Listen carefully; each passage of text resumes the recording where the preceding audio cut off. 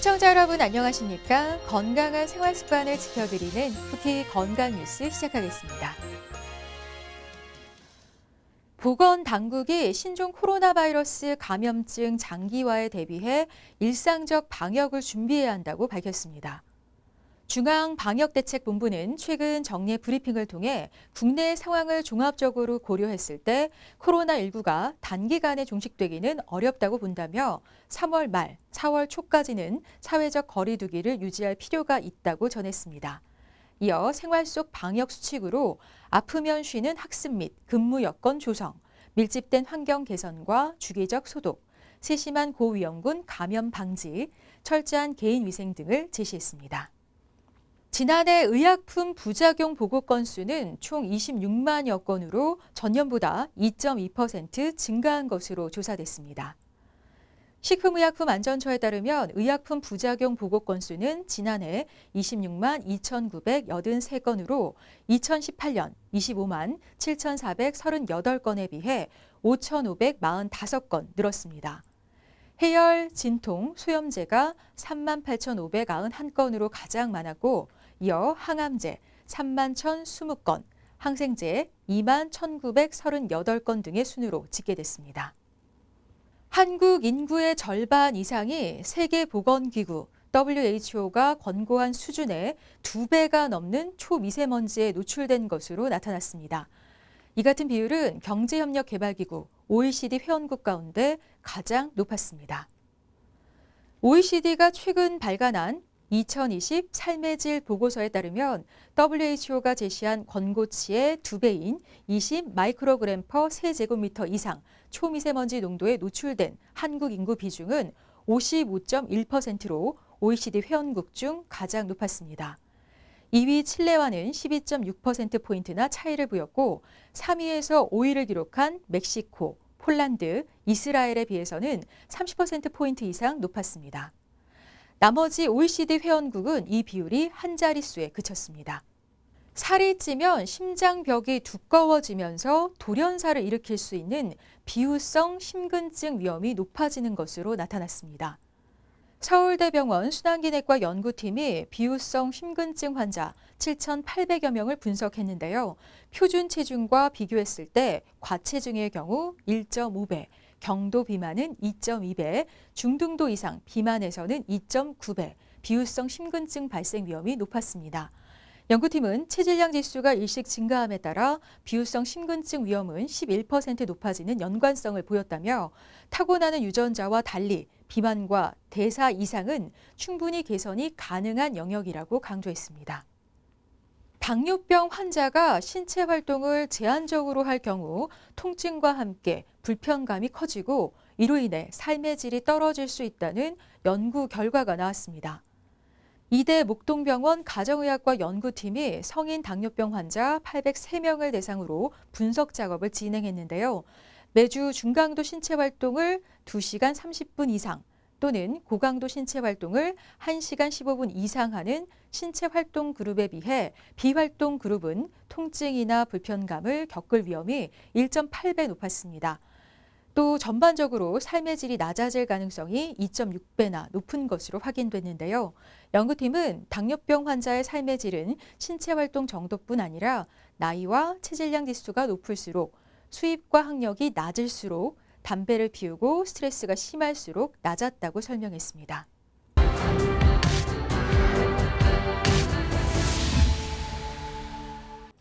나이가 들면서 어쩔 수 없이 생기는 질환들이 있습니다.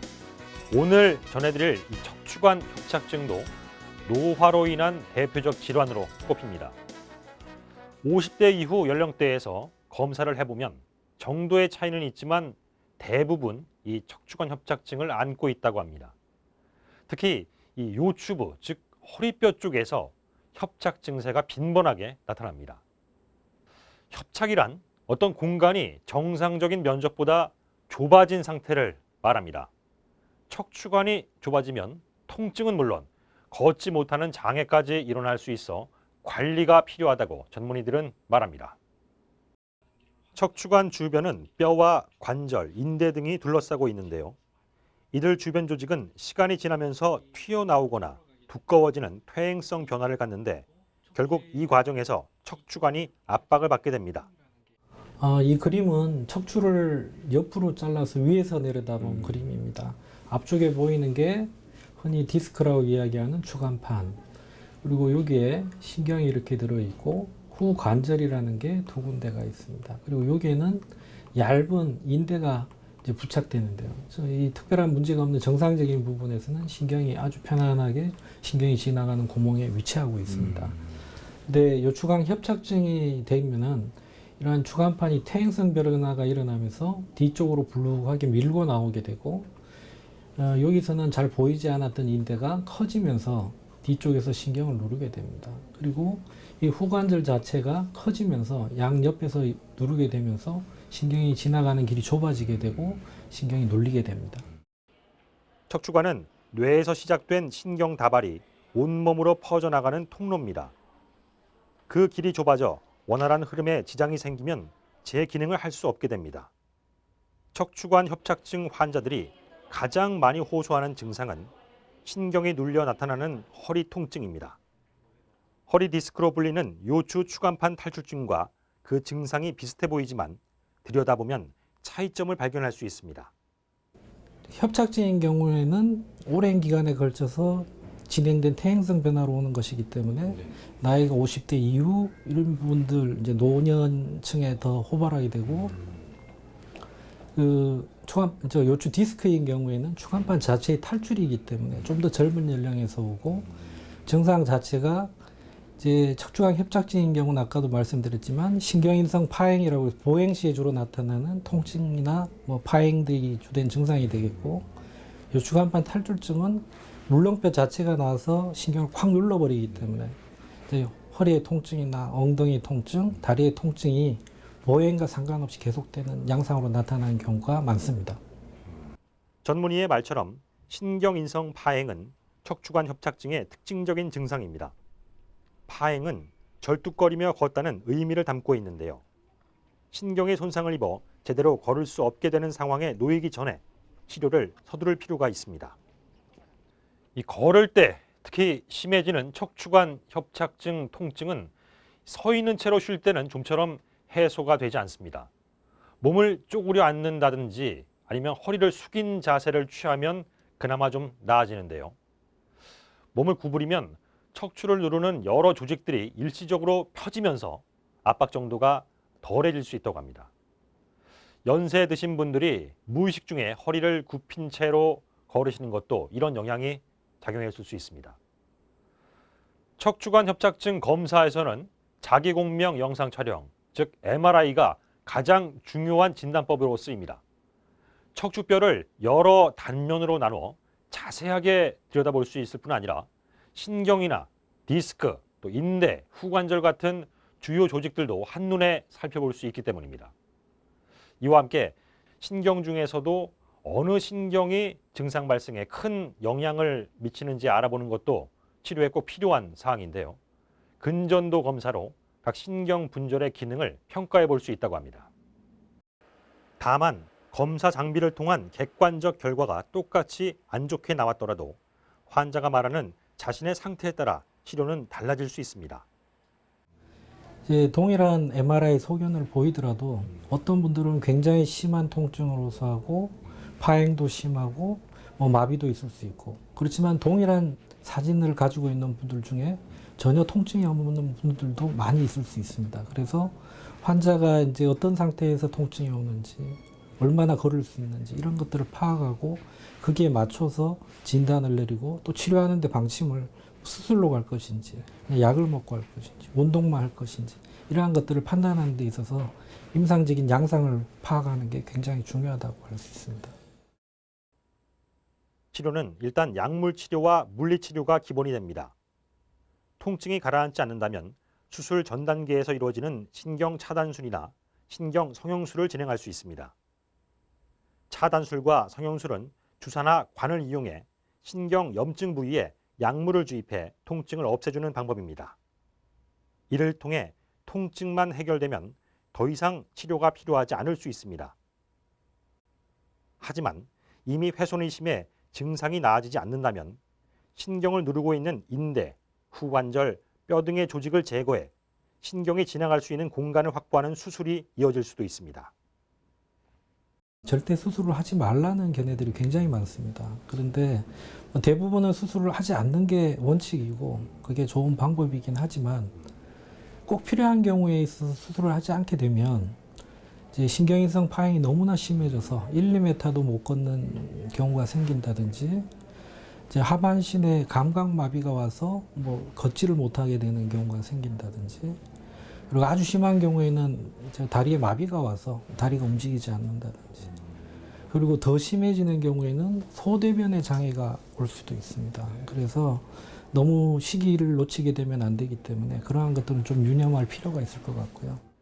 척추관 협착증이 주로 노화로 인한 퇴행성 변화 때문에 생기는 질환인 것은 맞지만 최근에는 이 근무 환경이나 생활 형태가 좋지 않은 젊은 층에서도 그 증가세를 그리고 있다고 합니다. 앞서 리포트에서는 나오지 않았지만 전문의들은 제일 중요한 게 자세라고 강조했습니다. 생활 속 자세, 작업하는 자세, 이런 것들이 직접적인 영향을 미칩니다. 오랫동안 같은 자세를 유지하거나 무거운 물건을 준비 없이 드는 경우, 또 몸을 비틀거나 숙인 채로 작업을 계속하는 등의 상황은 협착증이 나이에 비해 심하게 진행될 가능성을 키웁니다. 더불어 몸을 풀어주는 운동으로 스트레칭이나 체조를 한다든지 아니면 걷기, 수영 등을 꾸준히 하면 질환의 진행을 막고 통증도 많이 덜어줄 수 있다고 하니 참고하시길 바랍니다.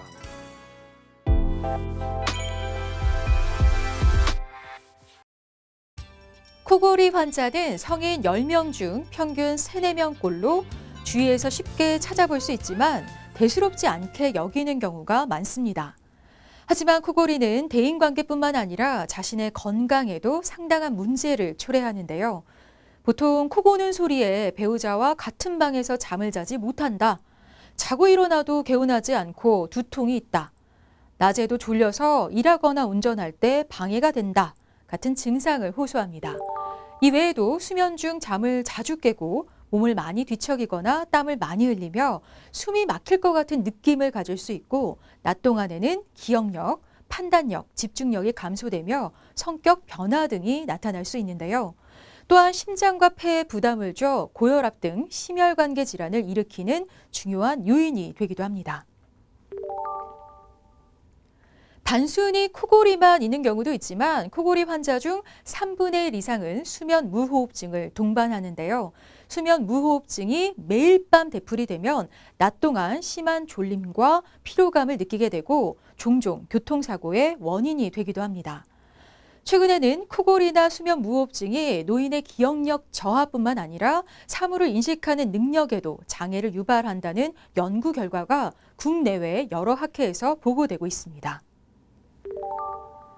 코골이의 생리적인 원인은 노령, 호르몬 이상, 비만 등으로 그중에서 비만이 가장 중요한 역할을 하는 것으로 알려져 있습니다.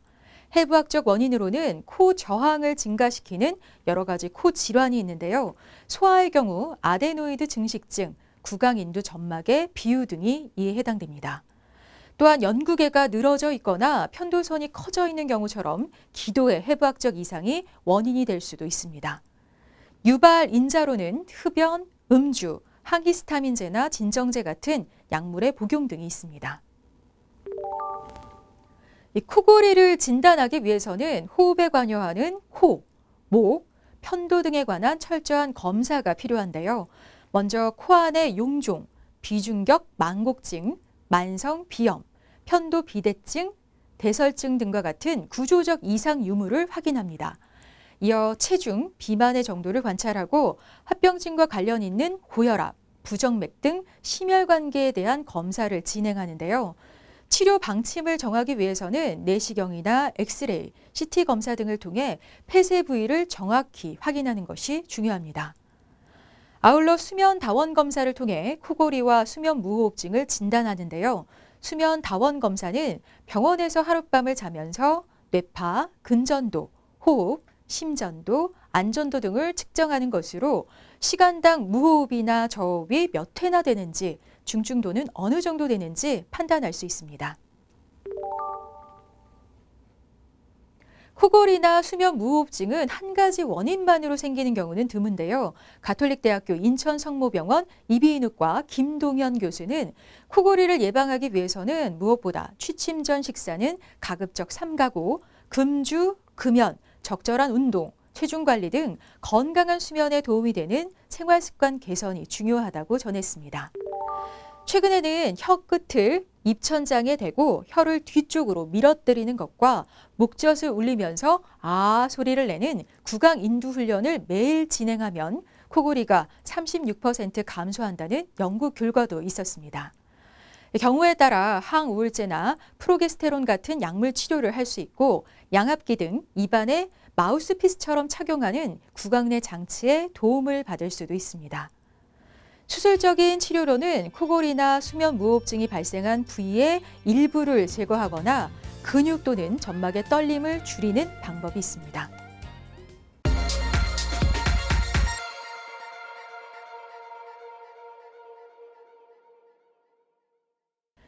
면역력에 대한 관심이 그 어느 때보다 높은데요.